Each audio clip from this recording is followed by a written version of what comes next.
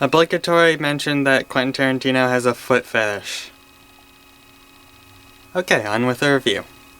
Hello, my name is Spencer Malcolm, and I just finished watching Once Upon a Time in Hollywood. Written and directed by Quentin Tarantino and starring Leonardo DiCaprio as Rick Dalton, a washed-up actor who spends his days trying to get whatever role he can, and as he starts to come to terms with his fading star in 1969 Los Angeles. This is the 9th film from legendary director Quentin Tarantino, who is famous for making pretty much all of his movies essentially every cinephile's wet dream. And nowhere is that more apparent than in this movie. It is such an unabashed love letter to 1960s Hollywood that if it was made by literally any other filmmaker, it would come off as almost insufferably self-indulgent. But since it is made by Tarantino, the blatant self-indulgence somehow magically becomes more a strength than a weakness, or at the very least doesn't come off as insufferably self-indulgent. And for this film in particular, it's actually pretty fitting for there to be this orgy of classic film references, because the story is set in the time and place where all that stuff originated.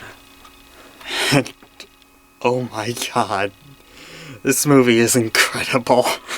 I mean, it's no Inglourious Bastards, but even Tarantino's worst films are still incredible pieces of cinema. As is with the rest of his filmography, the dialogue is absolutely electrifying. I think there's so many quotable lines in this film. The direction, while still clearly the work of Quentin Tarantino, is remarkably restrained. I mean, there isn't even a single use of the N-word in this movie. There are moments that are classic Tarantino, but for the most part it's actually pretty subdued. I think this might be DiCaprio's best role.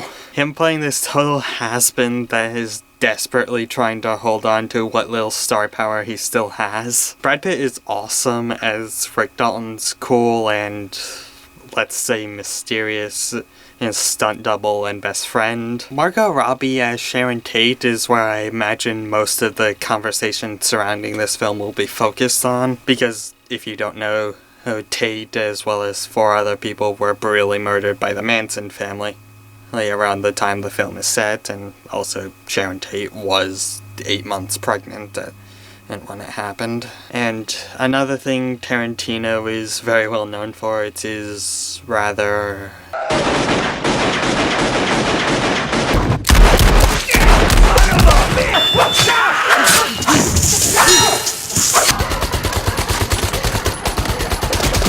Stop. Stylized violence. So a lot of people were worried that the film would come off as in poor taste. But thankfully the subject of all that was handled very well. And Sharon Tate's sister, who is actually very protective of her sister's image, which actually gave Tarantino and Robbie her blessing for the role. And Robbie is absolutely breathtaking in the role. She plays her with such warmth and humanity and almost a sense of poetic sadness that when it came to actually addressing what happened, and I was biting my nails sitting at the edge of my seat dreading to see what happens next. Really, the entire cast is great. Al Pacino, Dakota Fanning, Mike Moe's uncanny performance as Bruce Lee, Kurt Russell, Maya Hawke. Maya Hawke! She is in this movie for literally one scene, and she's fucking great. Just everyone was incredible. Really, my only problem with the film, I wouldn't even really say is a problem, or just like a forewarning, meaning that the film doesn't really have much in way of a plot. It's mainly just these characters living life in 1960s LA. I mean, stuff happens, but for the first 2 acts it feels like the story should be building to something, but it doesn't really. But the film was still very, very entertaining when it was in what I guess you could call hangout movie mode. And by the time that 3rd act rolls around,